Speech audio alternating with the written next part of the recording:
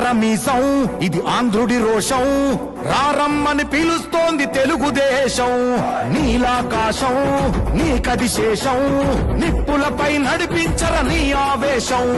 పిడికిలిలో పట్టరా పిడుగుల శబ్దం, దారులకే నేర్పరా దాచిన యుద్ధం.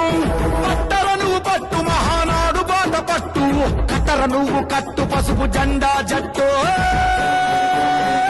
ఆస్తులు పోయినా ప్రాణాలు పోయినా పని చేశారు కాబట్టే మీ రుణం తీర్చుకోలేమని చెప్పి మహానాడు మహానాడు గర్జించను చూడర ప్రతి తెలుగోడు.